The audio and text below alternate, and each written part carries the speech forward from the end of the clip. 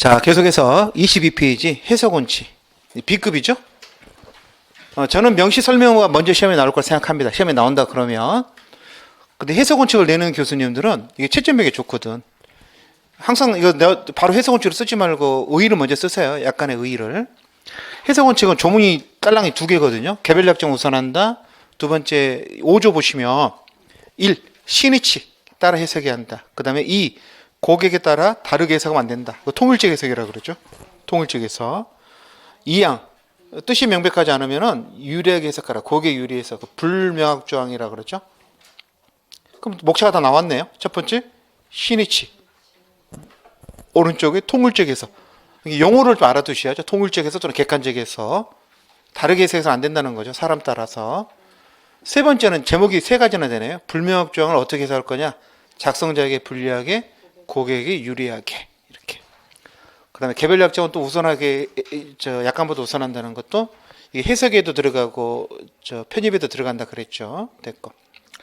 실제 실무에서는요, 그 내용 통제 있잖아요. 가로 열고 불공정성 통제라고 써주실래요? 그 내용 통제는 넓은 의미에서는 이 편입 통제, 우리 세 가지 하잖아, 지금. 편입 통제, 그 다음에 해석 통제, 그 다음에 이 불공정성 통제 세 가지를 하거든요. 불공약관은 무효라고 선언하는 거. 이것만 내용 통제라고 말하기도 하고, 세 가지를 합해서 또 약간의 내용 통제 이렇게 말하기도 해. 그래서 그 제목을 교수님 책에는 내용 통제로 되어 있는데, 이렇게 써놓으세요. 불공정성 통제. 불공정한 약관은 무효로 하겠다는 겁니다. 자, 여러분이 판사예요. 내가 지금 판사입니다. 누가 왜 애플은 수리를 안 해주고 리퍼폰으로 가져가라 그러냐.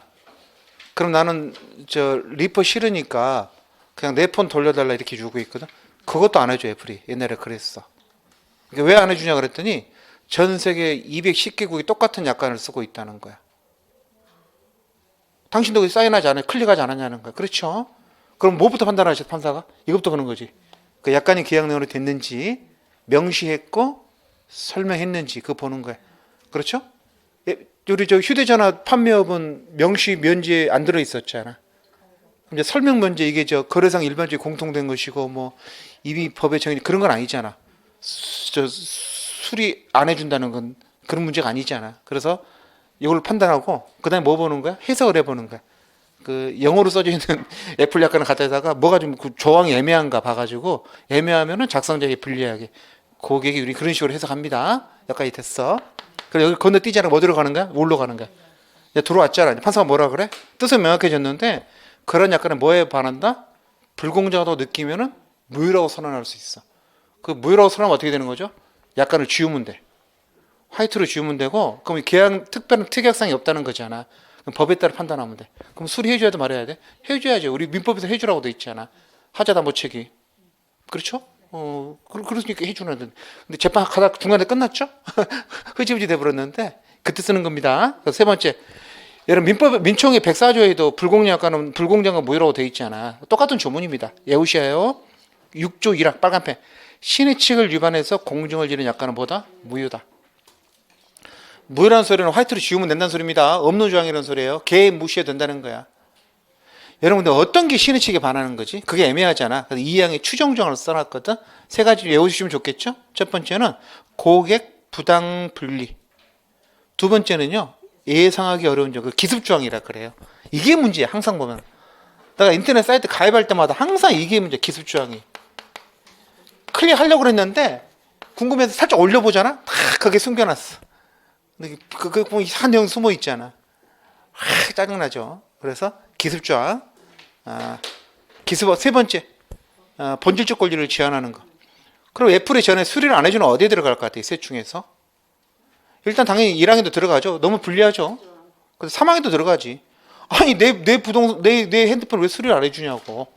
이해되셨죠? 그래서 3항에도 들어갑니다. 1항 3항에 이게 추정조항이니까 이걸 주장해서 무효로 선언할 수 있고. 근데 여러분 너무 좀 애매하잖아. 그래서 밑에 빨간펜 6조 1항에서는 선언을 해놨죠. 이걸 우리가 일반적 무효사유라고 그러고 7조부터 14조까지 개별적 무효사유를 다 써놨어요. 근데 그건 공부하지 않습니다. 왜? 그거 공부하면 경제법이 돼버려.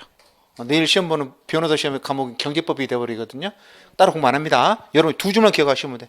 이게 시험에 나오잖아? 그러면 1번, 2번만 쓸 거야. 붉은 통지는. 불공정 약관은 무효다. 이런 경우에는 공정을 잃은 걸로 추정한다. 그거 쓰고 2번. 2번. 무효는 어떻게 되는 거야? 그게 외우셔야 돼. 16조. 약관의 전부나 또는 일부 조항이 3조 사항에 따라서 계약의 내용이 되지 못하는 게 끊어.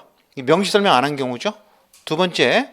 6조부터 14조까지에 따라서 불공정해서 무효가 된 경우. 두 가지가 다 들어 있습니다. 계약 내용이 안 되는 경우, 계약 내용이 되더라도 무효가 되는 경우 다 들어 있습니다. 자, 빨간펜. 일부가 무효죠.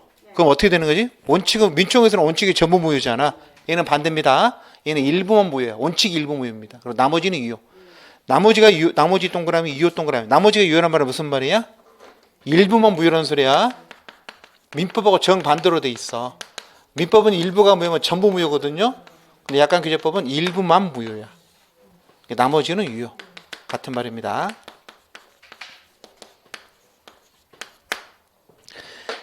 민법 총칙 조문을 이걸로 바꾸려고 그래. 그러니까 이 조문이 중요한 거야. 민총을 이걸로 바꾸려고 그러니까 알아두세요. 아, 그렇구나. 일부가 무효면 일부만 무효가 되는 거고 나머지는 유효구나. 다만 예의죠.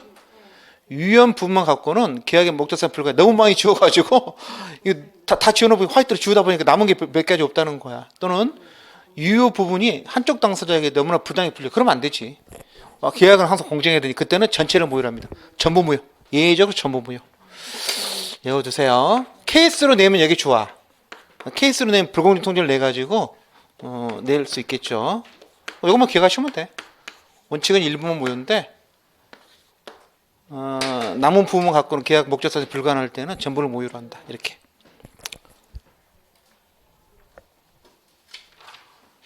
그렇죠? 넘기세요.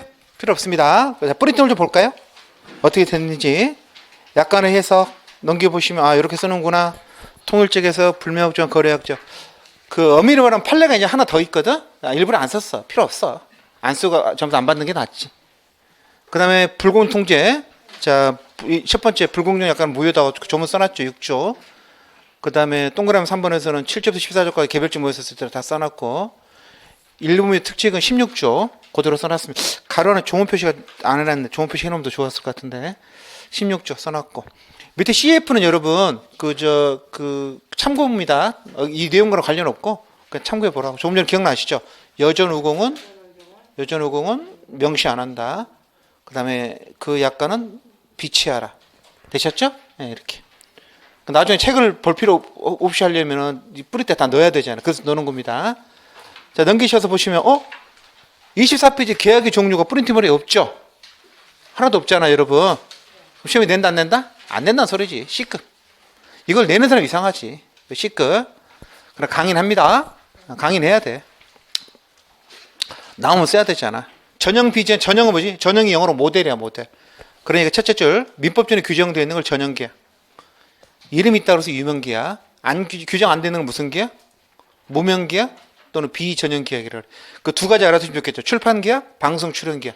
이걸 비전형계약이라 그럽니다. 저는 책을 쓰기 때문에 출판계약서를 1년마다 쓰거든. 그럼 민법이 내용이 없거든. 그래도 매달 다 쓰잖아. 그럼 이제 계약 자유 원칙에 따라서 내용을 마음대로 정할 수 있고, 그 내용이 문제가 되면 민법에 따라 강행법규 위반, 사실수 위반 다 규제가 되는 거죠.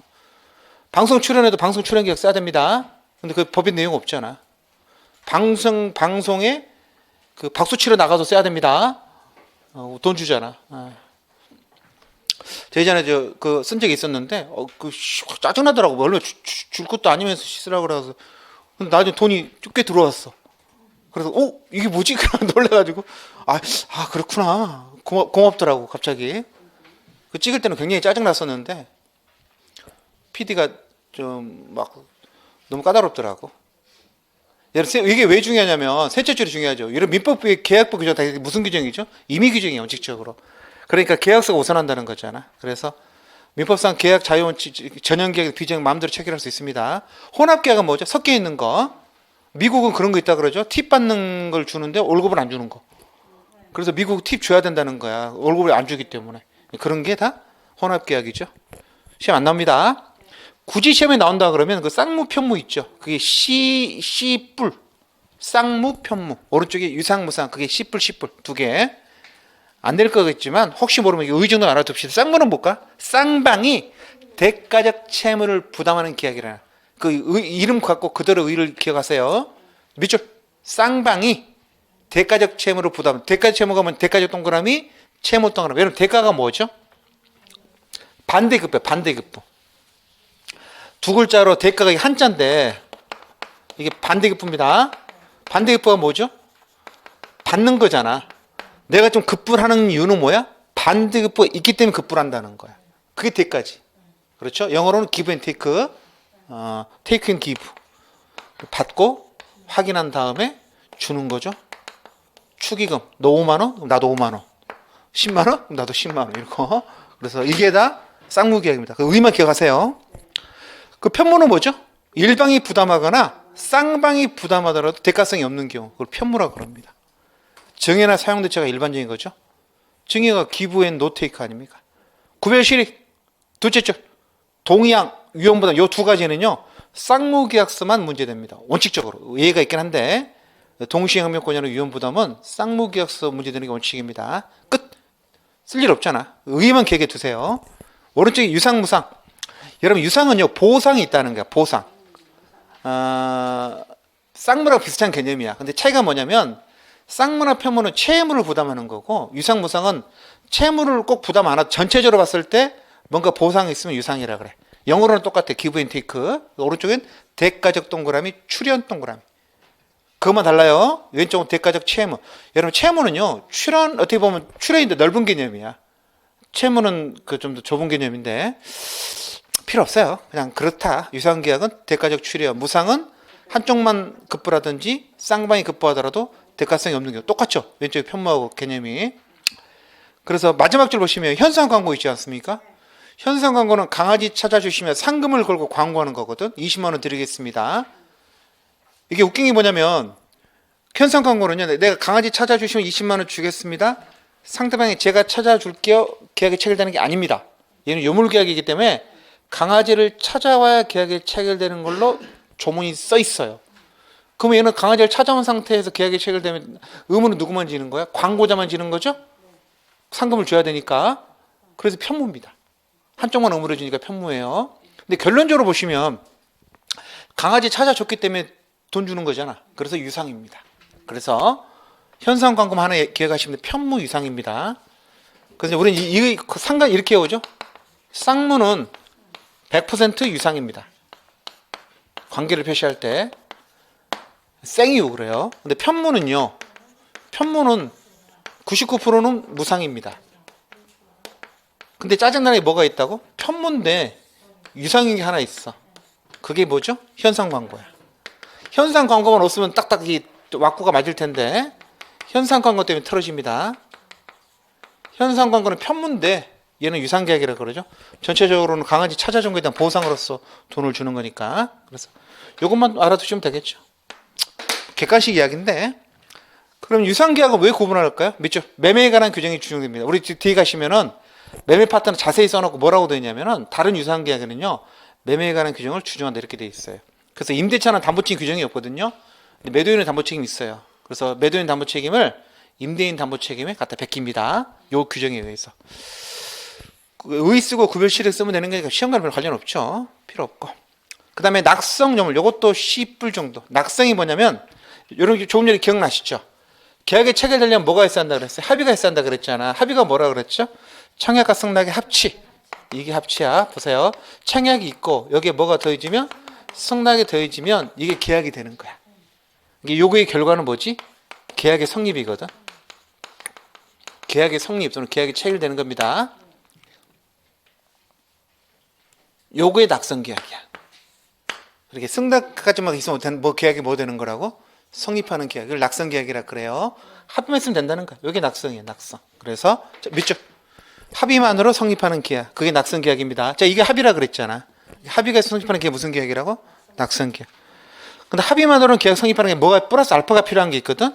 이게 요물계약입니다. 이 플러스 알파가 뭐냐면 거기 있는 것처럼 물건 인도 이거 좀 기억하세요. 기타 급부 8글자를 기억하세요.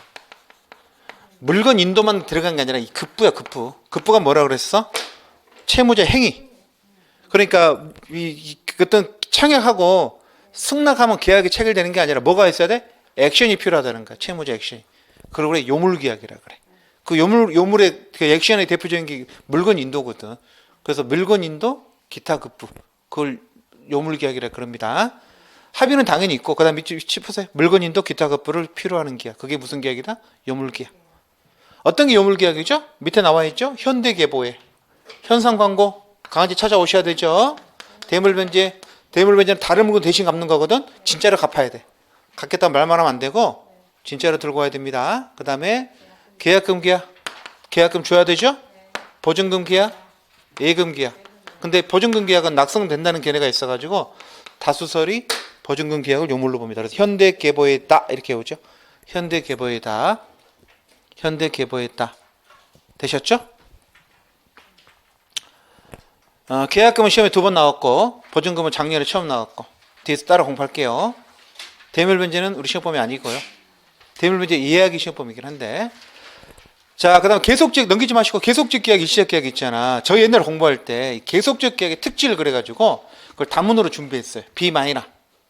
물론 시험에는 안 나왔어. 57년 동안 안 나왔거든. 준비하면서도 안 내겠지. 그래서 알아는 두시면 좋겠어요. 여러분 우리가 보통 하는 계약이 일시적 계약이야. 일시는 한 번에 계약을 체결하고 이렇게 실현되는 계약이거든.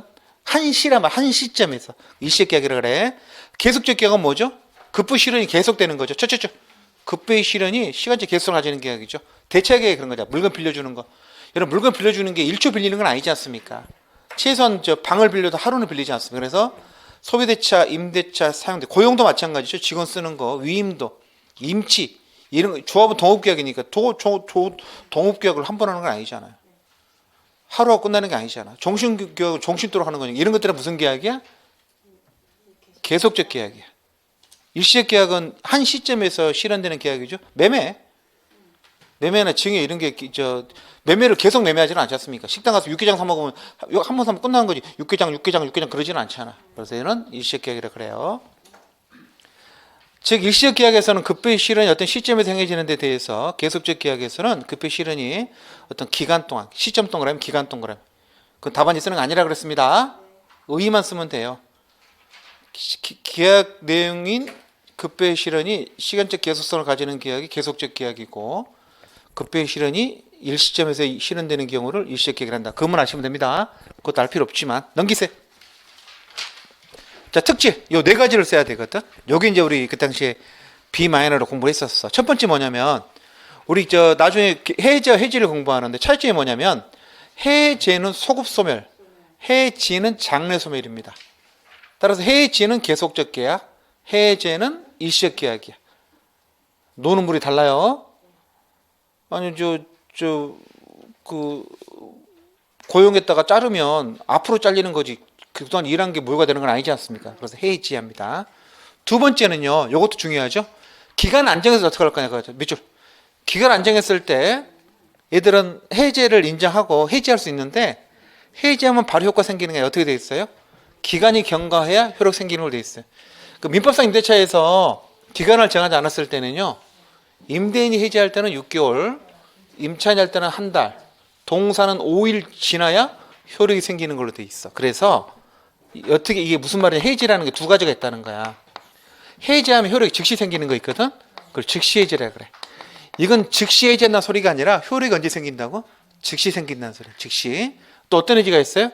해지 기간이 경과해야 효력이 생기는 해지가 있어.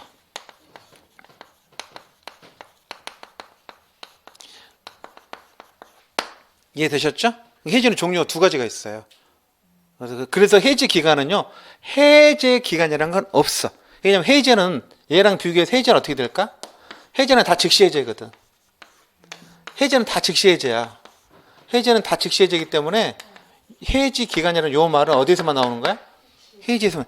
해제 기간이라는 건 없어. 그래서 얼마나 재밌는지 아세요? 얘는 전부 다 즉시 해제라 그랬잖아. 그래서 우리 교과서 어디에도 즉시 해제라는 말을 안 써. 그냥 해제라 그래. 구분할 필요가 없잖아. 다 즉시 해제니까. 근데 이쪽은 어떻게 된다고? 구분이 되죠? 그래서 해지 쪽 있다 보면 이 말을 써. 왜? 얘랑 구분하려고. 이건 효과가 바로 생기는 거고 이건 해지 기간이 경과해 생기는 거에 구분해 씁니다. 즉시해제라는 게 법에 나오는 용어는 아니야. 그냥 학자들이 붙인 거야. 이렇게. 아 그렇구나. 해지 기간 제도는 어디에만 있다고? 해지에만 있다고. 해지 기간이 경과해로 생기는 거. 그 다음에 세 번째는 이제 첫째 줄 밑줄 상호 신뢰성이 강하게 요구되죠. 사람이 누구냐는 건 해지에서는 중요하죠. 직원법 볼 땐. 근데 매매에서 사람이 누구냐는 안 중요하잖아.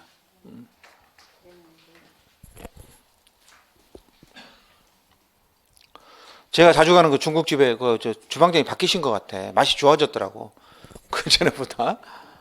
주인 아줌마도 바뀐 것 같은데 물어보지는 못했는데 맛이 좋아졌으니까 아무 말 안 했지만 만약에 생각해봐 맛이 안 좋아졌어.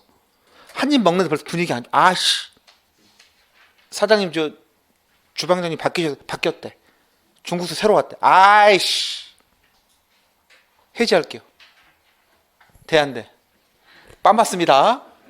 사람 바뀌는 게 뭐가 중요해? 그거 먹는 게. 그렇죠? 근데 직원은 마찬가지잖아. 격리 아가씨를 뽑았는데 전산하게 잘한 줄 알았더니 전산하기를 못해. 그럼 안 되잖아 그것은. 그래서 그 사람이 누구냐는 것은 해지에서 중요하다는 거죠. 됐습니다. 그 다음에 네 번째 재밌죠? 사정 변경 원칙 있잖아. 그게 셋째 줄 밑줄. 사정 변경 원칙은 어디서 문제되는 거지? 계속적 계약에서. 그래서 민촉이 뭐 나옵니까? 계속적 보증. 계속적 보증은 해지가 되지 않습니까? 근데 확정 보증 해지가 안 되잖아.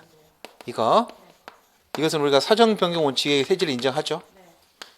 보증 섰는데 계속적 보증 섰잖아. 근데 회사에서 잘리면 어떻게 한다고? 보증 선거 물려야지. 해지해야지. 그래서 해지를 인정합니다. 민총 시간에 별도 조금 써먹는 거죠. 걱정하지 마세요. 일단 혹시 첫 번째는 해지 구별. 두 번째는 기간 정이 없을 때 해지 기간 경과해야 효력 생기는 걸로 정하는 경우. 세 번째는 상호 신뢰성이 강하게 요구. 네 번째는 사정 변경 원칙 고려. 이렇게 밑줄 쳐놓으시면 됩니다. 자, 예약 본계약 필요 없어요. 됐습니다. 자, 오른쪽에 계약이 성립 봅시다. 계약이 성립하려면 뭐가 필요하다 그랬습니까? 청약과 승낙의 합치가 필요하다 그랬잖아. 그래서 이게 시험에 나와야 되는데 좀 10년 동안 좀 문제가 좀 있어. 교수님들이 여기서 문제를 내는 걸 별로 안 좋아하시는 것 같아요. 다시 해볼게. 계약이 성립하려면 원칙이 뭐냐면 이거랑 합치해야 돼. 이게 원칙입니다. 계약 성립의 원칙이야. 물론 예의가 있어. 그 예의가 교차 청약하고 그다음에 의사 실현이거든. 의사 실현되면은 계약이 성립하는 경우가 있고 교차 청약만 2개 있는데도 계약이 성립하는 경우가 있어. 여기까지 되셨죠? 그럼 여러분 이게 중요해. 여기 중요하잖아. 근데 여기서는 시험 문제를 안 냈어. 지금까지 한 번도. 지금까지 2번 나왔거든? 한 번은 요거 물어봤어. 뭐라 넣었냐면 청약과 승낙에 의하지 않고 계약이 성립하는 걸 약속을 하셔요. 요거 쓰라는 거. 2개 쓰라는 거. 10회 때 뭐 나왔어요? 요거 쓰라는 거. 이해되죠? 근데 제가 작년에 뭐 생각했냐면은 그전에 이거 냈으니까 이제 작년에 드디어 요게 나올 줄 알았지. 그래서 우리 어떻게 공부했습니까? 이거 A 뿔, 이거 A0, 이거 A 마이너. 딱 세 문제 공부했었거든? 했는데 안 냈어. 그렇죠? 그럼 올해 어떻게 해야 돼, 여러분? 올해는 생각해봐. 총론에 한 문제 내야 되거든? 물론 올해 총론에서 가장 중요한 문제는 위험부담이야. 위험부담이 투뿔인데 하나 낸다 그러면 뭐는? 요거네? 올해는 가야겠지? 인간적으로 가야 돼. 그럼 뭐부터 낸다? 올해는 투뿔. 투뿔은 믿고 먹어도 됩니다. 무조건 외우셔야 돼. 그래서 올해는 청약이 시험에 나올 거라고 제가 8회 때부터 찍고 있는데 계속 안 나왔습니다. 8, 9, 10회. 올해 내줘야 돼. 인간이라면 네가 인간이라면 올해 내줄 겁니다. 선생님, 얘 나오지 얘가 먼저 나와. 항상 순서가 있어. 됐죠? 근데 교과서는 어떻게 되냐면 청약과 승낙이 합의가 되는 거잖아. 근데 교과서는 합의가 먼저 나와. 그렇죠? 교수님 그렇게 쓰셨어. 그래서 또 합의를 먼저 공부하겠습니다. 첫 번째 합의 볼게요. 계약이 성립하려면 합의가 있어야 됩니다. 계약이 성립하려면 당사자 간에 서로 대립하는 두 개 속에서 즉 합의가 있어야 됩니다. 합의가 성립되려면 두 가지가 필요하대. 객관적 합치, 주관적 합치. 자, 그 객관 잡치는 뭐죠? 내용에서 일치하는 거. 동글동글. 내용에서 일치하면 객관 잡치라 그러죠. 갑이 스마트폰 10만 원에 팔겠다. 상대방이 스마트폰 10만 원에 사겠다. 그거죠? 목적물도 일치하고 가격도 일치하는 거. 그걸 객관적 합치라 그럽니다. 주관적 합치는 뭐죠? 쭉 내려올 3번에 보시면 상대방이 누구냐에 대해서 잘못이 없는 경우입니다. 갑이 을한테 말했으면 대답을 누가 해야 돼요? 을이 해야 됩니다. 그래서 갑이 을에 대한 청약에 대해서 제3자 병이 승낙을 했을 때는 주관적 합치가 없기 때문에 계약은 뭐한다? 성립하지 않습니다. 지난달에 들었던 예를 또 들어볼까요? 맨날 들어내지만 저희 때는 이성을 사귀려면 영어학원을 다녔어야 됐습니다. 영어 회화반. 그렇죠? 괜찮은 것 같아. 끝날 때 가가지고 그 시간 있으면 천 한잔 하시죠? 이렇게 한 거야. 뭐 한 거지? 데이트를 청약한 거죠? 그럼 누가 대답을 해야 돼? 내가 말했던 상대방 걔가 대답을 해야 되잖아. 너도 걔가 해야 되잖아. 그 걔가 그럴게요. 그렇게 받아들여 아니면 싫어 꺼져 이렇게 하든지 말을 해야 되지 않습니까? 근데 걔는 가만히 있는 거야. 근데 그 옆에 있던 걔 친구가 그러는 거야. 얘는 시간 없고 저는 시간 돼요 그러는 거야. 근데 걔랑 차 마셔야 돼? 걔가 성립 안 된 거지 않습니까? 왜? 주관적 합치가 없잖아. 나는 얘한테 말했죠? 그럼 대답도 누가 해야 돼? 걔가 해야 돼. 중요합니다. 그래서 예전에 일본 시험에 거기 주관적 합치가 없는 걸 캐스를 만들어 놨더라고. 계약이 성립하지 않습니다. 주관적 합치는 여러분 좀 말이 좀 길지 않아? 당사자 의사표시가 서로 상대방에 대한 것이어서 상대방이 누구냐에 대해서 잘못이 없는 이렇게 돼 있잖아. 그냥 무시하고 그냥 뒤에 상대방이 누구냐에 대해서 잘못이 없는 것. 그걸 주관적 합치라 그래요. 상대방이 누구냐에 대해 잘못이 없는 것. 그 주관적 합치라 그럽니다. 자, 불합의는 뭐죠? 합의가 없는 거죠. 그렇죠? 그럼 객관적 불합의는 뭘까? 스마트폰 10만 원 그럴 때 내가 5만 원 이렇게 말할 수도 있죠. 그게 객관적 불합치고. 주관적 불합치는 방금 말했죠? 얘한테 말했는데 옆 사람이 말하는 경우. 아는 경우도 있고 모르는 경우 있겠죠. 그래서 둘째 줄 보시면 의식적 불합이라고 그래. 안 불합이라 그러는데 그 조건을 붙이거나 변경을 승낙하는 경우. 10만 원은 비싸고 5만 원이면 살게. 그게 바로 청약을 거절한 거잖아. 주관적 불합치죠? 아니 객관적 불합치죠. 근데 무의식 불합의가 중요한 무의식 불합의는 뭐냐면 기억하셔야 됩니다. 실제로 불입치가 있는데 당사자가 뭐 아는 경우 모르는 경우 모르니까 나중에 문제가 생기죠. 넘겨보시면 제가 이게 A-라 그랬잖아요. 케이스로 나오면 그 뒤에 게 나올 거라고. 준 사령을 해가지고 교수님이 케이스를 만든 다음에 뭐랑 비교하라고? 무의식적 불합의. 불합의가 있는데 그걸 모르는 경우하고 착오를 좀 비교해봐라. 이렇게 낼 수가 있어. 선생님 착오는 민초용인데 낼까요? 그래도 낼 수 있지. 이걸 쓰면서 같이 내는 거니까. 자, 예를 좀 기억하라 그랬잖아. 책의 예를 그대로 한번 기억해 볼까요? 넷째 줄에 예컨대 동그라미 쳐볼래요? 예컨대. 캐나다 사람하고 미국 사람이 토지를 매매하는데 매매 대금은 캐나다 사람은 캐나다 달러를 생각하고 미국 사람은 미국 달러로 생각해서 계약을 체결한 경우를 말하셨죠. 그게 무의식 불합의거든. 자, 얘기해 볼게요. 가불이 한국에 살고 있는 얘는 캐나다 사람이거든요. 얘는 미국 사람이야. 그렇죠? 얘가 얘 토지를 산다 그럽시다. 집 산다 그럽시다. 그래서 $10,000라 그랬어. $10,000. 그렇죠? 요 집을 얼마에 사겠다고? $10,000의 매매 계약을 체결했거든. 그래서 얘가 콜했어. 콜해서 계약이 성립한지 알았는데 알고 보니까 얘가 생각하는 $10,000는 어느 나라 $10,000에? 캐나다 달러 $10,000라고 생각했던 거야. 내가 생각하는 $10,000는 뭐지? 미국 $10,000야. 지금도 미국 달러가 좀 더 비싼가요? 그럴 수 있잖아. 그렇죠. 그럼 얘 생각할 때는 얘는 생각할 때는 1,000만 원을 산다고 생각했는데 얘는 1,200에 판다 생각할 수 있는 거지 않습니까? 그럼 계약이 체결된 게 안 된 거야? 안 됐지. 서로 다르잖아. 얘는 캐나다 달러 $10,000, 미국 달러 $10,000 다르잖아. 근데 이런 일이 왜 벌어졌어? 불합의가 벌어지는 무의식 불합이 벌어지는 가장 대표적인 경우는 뭐냐면 요걸 애매하게 썼기 때문에 그래. 계약서에 정확하게 거기다 캐나다 달러, 미국 달러 이런 일 안 생겼을 거 아니야. 근데 계약서에다가 애매하게 썼기 때문에 상대방이 착각을 하게 된 거라고. 이해되셨죠? 근데 조심하실 게 뭐냐면 그렇다고 착오하고는 달라. 왜냐면 이건 계약 자체가 뭐 된 거야? 성립 안 된 거기 때문에 이건 불합의죠. 그럼 불합의 효과는 뭐라 그러세요, 여러분? 제가 불성립이야. 합의가 성립이잖아. 불합의는 계약의 불성립이라고.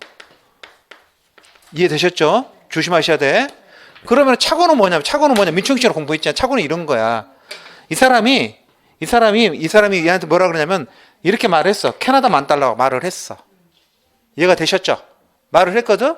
자기는 캐나다 우리 돈으로 1,000만 원을 살려고 생각했는데 얘가 캐나다 달러, 미국 달러 값어치 같다 오해한 거야. 제가 오해해가지고 그래? 이렇게 표시한 거야. 여러분 오해한 게 무슨 착오지? 우리 민충 시간에? 착오는 무슨 착오가 있어? 표시상 착오, 내용의 착오 또는 의미의 착오라 요거잖아. 표시상 착오는 오기, 잘못 쓴 경우로 말하는 거. 그건 잘못 쓴 게 아니라 오해했어. 캐나다하고 미국이 한 나라처럼 사니까 자기는 이게 캐나다 달러, 미국 달러 값어치가 같이 오해할 수 있잖아. 그래서 캐나다 달러, 만 달러 콜한 거야. 자기는 뭐 진짜 생각은 뭐야? 이거잖아. 근데 나중에 알고 보니까 아니래. 미국 달러도 비싸다. 그럼 얘는 뭐 할 수 있어? 미안하다. 내가 착각했다. 그래서 뭐 할 수 있지? 계약을 취소할 수 있어. 승낙 의사 표시를. 이해되셨죠? 그러니까 착오는 효과가 뭐냐면 일단 착오는 효과가 뭐냐? 계약은 성립하는 거야. 왜 성립하는 거야? 캐나다 달러 일치했잖아. 계약은 성립하는데 그런데 착오자가 뭐 할 수 있어? 착오를 이유로 취소할 수 있는 거야. 이해되셨죠? 뭐가 차이가 있어? 요거지. 불합의는 불성립, 착오는 성립 버트 취소 이렇게 정확히 알아두세요. 착오는 계약이 성립하고 착오자가 계약을 취소할 수 있을 뿐이야. 불합의는 불성립. 자, 방금 읽었던 거 밑에 이처럼 대립하는 수기에서 청약과 승낙 사이에서 틈이 생겼을 때를 우리가 합의가 없기 때문에 성립 안 한다. 따라 취소할 여지가 없다. 끊고 착오는 하나의 의사표시 안에서 의사표시가 불일치하는 거죠. 그걸 알면 거짓말이고 모르면 착오라 그랬잖아요. 그래서 일단 계약은 성립하지만 한 줄 내려오셔. 일정한 요건을 착오 요건을 갖추면 중요번호 착오고 중대한 과실이 없어. 이런 뭐 할 수 있다? 취소할 수 있다. 됐죠? 분명히 케이스로 낼 겁니다. 계약은 성립하였는가 이렇게 물어볼 거야. 뻔합니다. 근데 여러분 생각해봐. 여러분이 내가 시험에 내고 싶어. 그래서 이 친구가 무의식 불합의하고 착오를 구분하는지 모르는지 물어보고 싶어. 교수님이 요 케이스를 낼까? 요 케이스를 낼까? 요걸 내지. 이건 시험법이 아니잖아. 이게 분명히 불합의 케이스가 나올 거야. 거기다가 요거 쓰면 떨어지는 거고. 불합인데 계약은 성립했는지 써놨을 때 거기다가 계약은 성립했는데 착오 취소 그럼 거짓말이잖아. 계약은 성립하지 않았다 이렇게 써야지. 여기 낼 겁니다. 그래서 그 예를 기억하세요. 캐나다 사람, 미국 사람 이런 거. 자, 계약 성립 모습 방금 봤었죠? 원칙은 합의, 그다음에 원칙이 아닌 건 예가 나온 게 의사 실현, 교체 청약 두 가지가 있다. 자, 청약상 계약 성립, 청약 A 뿔, 투뿔 무조건 냅니다. 목자는 세 가지입니다. 의, 요건, 효과.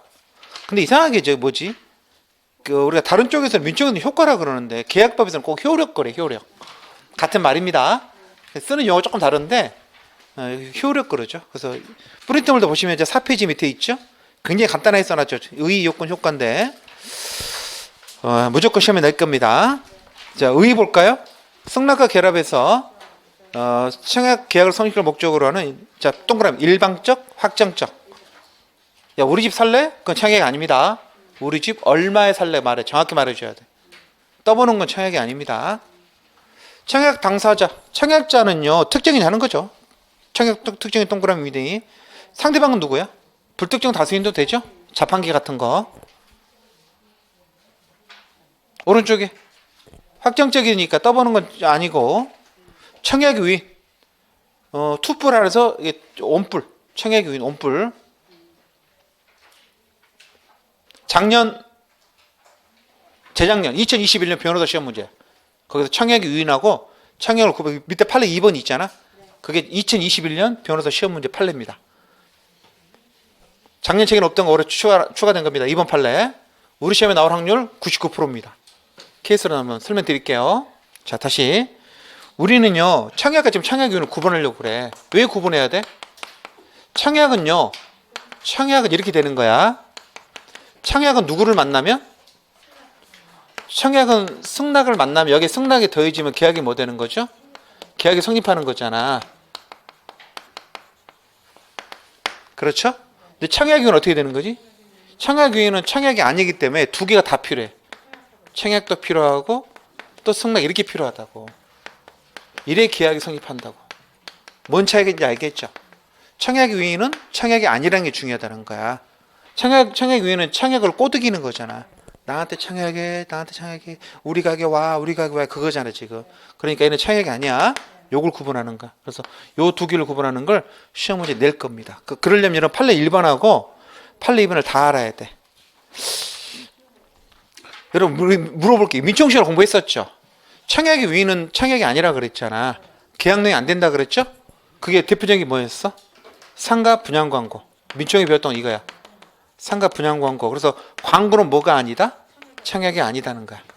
이 광고 내용이 뭐였어요? 민청시험 배웠던 판례 중이니까 그거 있잖아. 뭐 전문 경영인을 통해서 경영하고 수익을 보장해 주겠다. 상가에 동대문 저기죠.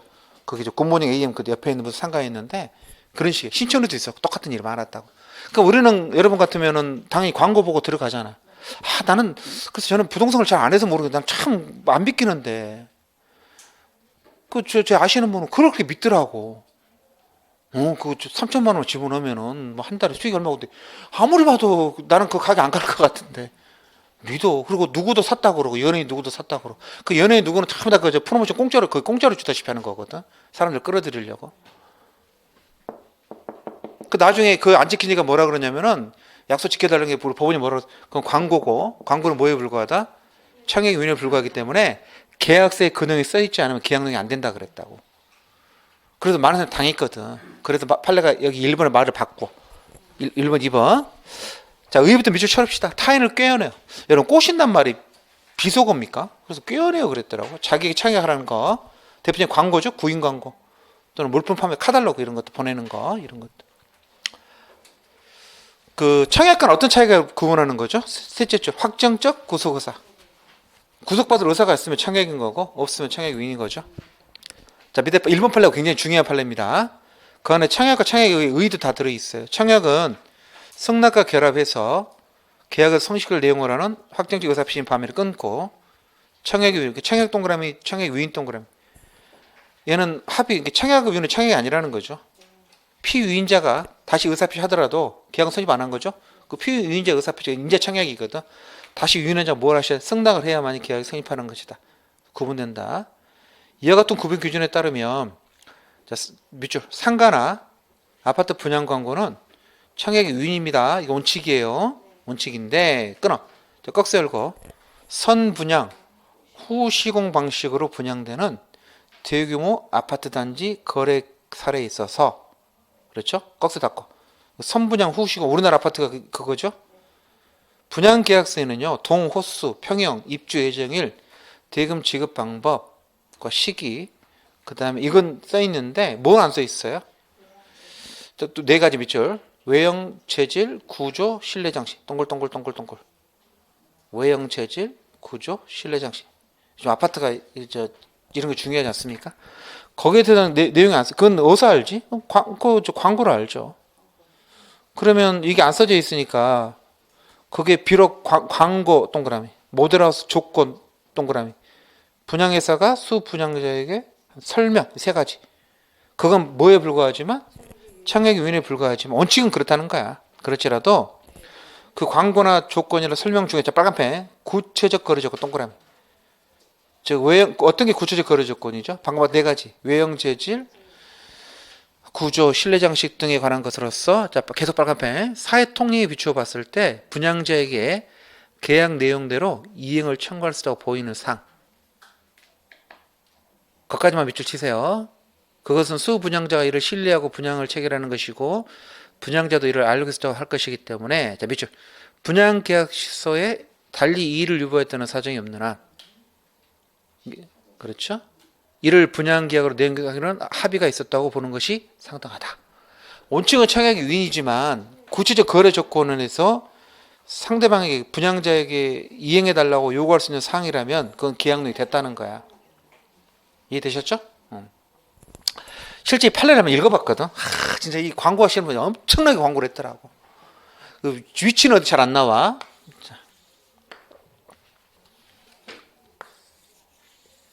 송도. 여기가 어디야? 소래포구. 그렇죠? 여기가 어디죠, 여러분? 백오신도 잘 아시는구나. 신도시. 서울대학교가 올라가. 서울대 시야 캠퍼스가 여기에 생겨. 연세 송도가 여기 있잖아. 서울대학교가 그 제3 캠퍼스를 만드는데 이 150 시흥시에서 요 땅을 주기로 했어. 서울대학교 때 공짜로 줘. 공짜로 주고 거기다가 대학 캠퍼스를 만들어. 요건이 뭐였냐면은 병원 들어서 병원. 서울대 부속병원 들어서고 그다음에 서울 사대 부속 초등학교 있죠. 그게 들어서 그 신설해 주기로 했고 그다음에 서울 사대부 중 사대부고도 만들어 주기로 했는데 이 사대부고 서울에 있는 그 사대부고 동창회에서 반대해 가지고 그건 안 가는 것 같아. 원래는 그것도 옮겨달라 그래. 그래서 초등학교는 확실히 가는 거야. 그리고 이 아파트를 다 분양했어. 비싼 값에 팔았겠죠? 이거 공짜로 준 것보다 더 번 거지. 그리고 그 전에 송도가 대학이 여기 없었잖아. 시흥시에. 이걸로 다 해결이 됐지. 이 뒤에는 또 공원 같은 게 있어가지고 계속 발전할 거라 이쪽으로. 이 광고하는 사람이 이것도 거짓말 쳤어. 이쪽 아니야. 다른 쪽에서 뭐라 그러냐면 서울대 캠퍼스를 옮겨오겠다. 또 거짓말 쳤어. 그 거짓말이 다 들어있다니까 거기에서. 그다음 외형 뭐 있어? 5층까지 대리석으로 쌓아주겠다. 실내 장식 뭐 해주겠다. 싱크대는 한샘으로 다 한 거라니까. 나중에 가보니까 전부 거짓말이야. 다 콘도 회원권도 준다 그랬다. 콘도 회원권도 준다고 그러고 아파트 하나 팔아먹으려고. 이해됐죠? 나중에 어떤 일이 벌어졌을까? 당연히 약속을 안 지켜줬을 거 아니야. 그러니까 해달라 그러니까 회사에서 뭐라 그러냐면 아이씨 그건 광고에 불과하고 광고는 청약이 위인이고 그다음 원래 아파트 팔려면 그 정도는 애교로 그냥 말하는 거 아닌가 이런 거. 이해되셨죠? 법원이 뭐라 그랬다고? 폭발한 거야. 그래서 네가 말한 거짓말 있잖아. 그걸 다 일목으로 구분을 해. 그래서 외형, 재질, 뭐야 또 나오네. 구조, 실내 장치 이런 걸 뭐라 해? 구체적 거래 조건이라 그래가지고 그건 계약력이 됐다 그랬어. 근데 서울대학교 들어온 게 이런 거 있잖아. 그건 그 사람 할 수 있는 문제가 아니잖아. 건설회사가 어떻게 서울대 캠퍼스를 지가 마음대로 옮겨요. 그래서 그건 계약력이 안 됐다 그랬어. 그건 진짜 광고에 불과하고 이거 하나 옮기는데도 몇십 년 걸렸어. 이거 옮기는데 학생들이 반대해가지고. 이해되셨죠? 그래서 그 말 꼭 기억하셔야 돼. 구체적 거래 조건. 외형이나 재질에 가는 것으로서 통리에 비추어 봤을 때 모든 게 아니야. 모든 광고가 아니야. 분양자에게 계약 내용을 하고 이행을 청구할 수 보이는 사항. 그건 계약 내용이 됐다는 거야. 근데 그게 이행해달라고 청구할 수 없는 것은 그건 안 된다 그랬습니다. 네. 알아두세요. 근데 저는 시험 문제는 1번도 중요한데 2번이 최근 판례거든. 2번은 넘겨보시면 판례 넘버가 몇 번이야? 2018년도잖아. 2018년도 판례가 나오고 2021년도에 변호사 시험에서 처음으로 나오는데 변호사 시험에서요. 청약이 시험에 나온 건 최초였어. 10번 시험 보면서. 사법시험 57년 역사에 절대 안 물어봤거든. 처음 나왔어. 그리고 이번 판례가 중요해. 이번 판례는 어떤 사건이었냐면은 그 제주도에 여행을 가는데요. 펜션을 빌리는 거였거든. 펜션 예약하는 거. 아, 요즘 제주도 펜션 좋죠. 너무 비싸. 너무 비싸더라고. 펜션을 예약하는데 그 제주도에 저 TV에 나오고 펜션이 이렇게 있는데 그 앞에 이렇게 승마장이 있더라고. 이쁘더라고. 그런 데 있더라. 그래서 이 사람이 펜션 주인이 아니야. 주인은 따로 있었는데 이 사람이 뭐라고 그러냐면은 우리 펜션을 예약을 하게 되면 뭘 해주겠다고? 이 승마 탑승권 있잖아. 승마 체험권을 하나 1인 1매로 넣어주겠다는 거야. 이렇게 광고를 한 거야. 쿠팡이나 지마켓 이런 쪽에다가. 그럼 여러분 생각해봐. 이게 돈으로 한 5만 원 정도 된대요. 그럼 당연히 펜션 가격 생각해 봤을 때 그거 5만 원 끼워진 게 좀 더 매력적이죠. 그래서 어떻게 했다고? 클릭해서 예약을 했어. 그러면 예약을 하게 되면 알다시피 뭐가 날라오냐면 확인서랑이 날라오거든. 이렇게 쭉 보내오거든. 근데 거기는 이 내용이 없어. 뭔 말인지 알겠죠? 광고는 있었는데 계약서 확인서 내용이 없다니까. 근데 이 사람은 광고만 본 거 기억했기 때문에 어떻게 그냥 간 거지. 제주도에 간 거지. 가가지고 이거 승마 체험권 내가 하고 싶다 그러니 안 된대. 그건 알아보는 게 너무 비싸가지고 자기들이 그 돈을 부담할 수가 없대. 추가로 돈을 내시면 자기 승마장이 아니니까 추가 연결시켜 주겠다는 거. 그럼 여러분 어떻게 할 것 같아? 여러분이 그 고객 입장이라면 펜션 주인께서 추가금을 내시면 승마를 할 수 있고 아니면 안 된대. 왜 안 되냐 했더니 너무 비싸도 안 된다는 거야. 5만 원씩은 그 돈을 자기 부담할 수가 없다. 그럼 어떻게 하셔요, 여러분은? 보통 사람은 그냥 똥꼬 밟았다 생각하고 그냥 오겠죠. 그렇죠? 이 사람은 대법원까지 싸웠어. 대법원까지 1년 시간을 들여가지고 여러분 그 뉴스 보셨죠? 그 여자 변호사 있었잖아. 유명하신 분. 경품 당첨됐는데 약속을 안 지키는 거야. 그분 옆에 운도 2번이나 그랬어. 2번이나. 일본 여행 보내준다 그랬는데 약속을 안 지킨 거야. 2번째는. 한 명인데 그또 당첨된 거야. 이 변호사는요. 2번 더 싸워서 이겼어. 두 분 다. 그래서 유명해진 여자 변호사가 있어. 그래서 상대를 잘못 고른 거지. 상대에서 약속 안 지키고 5만 원으로 뭐 다른 걸 떼오려고 그랬더니 변호사가 법정에서 보자 그래가지고 1년을 싸워 또 이겼어. 아, 그분 얼굴 좀 보고 싶어. 얼마나 똑똑합니까? 알아두세요. 여러분이 펜션 중에 뭐라고 정했을까? 자기가 광고한 건 맞다. 근데 광고는 뭐에 불과하다? 청약이 위헌에 불과하기 때문에 그건 계약내용이 되지 않았다는 거야. 광고를 못 지킨 건 미안하지만 약속을 지킬 수는 없다. 이렇게 말했다. 나는 채용 불이행이 아니라고 말하는 거지. 그래서 판례가 이렇게 말했습니다. 왜? 1. 번호 붙여. 광고는 일반적으로 뭐다? 청약이 위헌이지만 내용이 명확하고 확정적이며 광고주가 광고 내용대로 그게 구수구서잖아. 구수구서가 있으면 청약이라 그랬잖아. 명백할 때에는 뭐로 볼 수 있다? 청약으로 볼 수 있다. 잠깐 물었죠. 위에 1번 판례에서도 구체적 거래 조건에 대해서는 기본적으로 청약으로 봤잖아. 그것도 마찬가지야. 구체적인 거, 확정적인 거 이런 것들은 뭐라고? 청약이라는 거야. 청약 위헌처럼 말은 했지만 이건 청약이라는 거야. 광고주만 청약이라는 거야.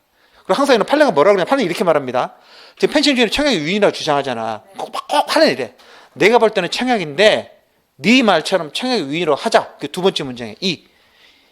나아가 광고가 뭐라고? 네 말처럼 청약의 위헌에 불과하더라도 이후 거래 과정에서 상대방이 광고 내용을 전제로 청약을 한 거고 광고주가 이를 승낙하게 해서 계약이 체결된 경우라면 광고 내용은 뭐가 되는 거다? 계약내용이 된다. 무슨 말이야? 결론은 똑같다는 거야. 결론은 똑같다는 거야. 청약으로 보든 청약으로 안 보든 결론은 똑같아. 너는 빠져나갈 구멍이 없다. 이 법원이 쓰는 이 말장난 수법이 항상 그래. 짜증이 나는 게 뭐냐면 답안지에 쓰려면 4줄을 써야 되잖아. 다 쓰려면. 그렇잖아. 어떻게 할까? 여러분 같으면 1번을 외울까? 2번을 외울까? 2번이 더 길지 않아? 아니, 그 4줄을 외워야 되잖아. 나는 2줄만 쓰고 싶은데. 일단 4줄 외웁시다. 자, 현관편에 딱 4줄 다 몇 줄 쳐놓으세요. 우리 시험에 나오니까 피고는 전자상거래 업체를 통해서 피고는 펜션 주인이십니다.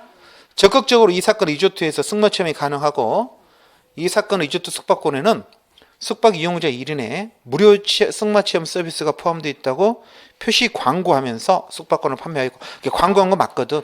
원고도 그 내용이 포함된 숙박권을 구매해도 볼 수 있다. 따라서 이 사건 계약에는 피고가 원고에게 숙박을 위한 이 사건 리조트 객실을 제공하는 것 외에도 이 사건 리조트에 머무는 동안 숙박 이용자 1인에 대한 무료 승마을 제공하는 역시 계약내용으로 포함됐다고 볼 수 있다. 안 지켰으니까 채무불이행. 처음부터 지킬 마음이 없었으면 사기. 이렇게 되는 거야. 이해되셨죠? 시험 문제 뭐라고 나와? 이렇게 나왔어. 이걸 딱 사실관계 주어주면서 이때 펜션 주인이 주장할 수 있는 논거와 고객이 주장하는 논거를 쓰시오. 이렇게 냈어.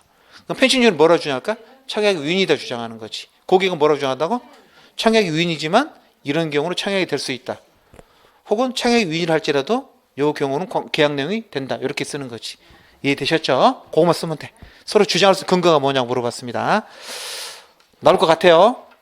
외우셔야 됩니다. 제가 나중에 그 문제 보여드릴게요. 다 정리해 드립니다. 잠시 쉬었다가 청약의 효력부터 보겠습니다.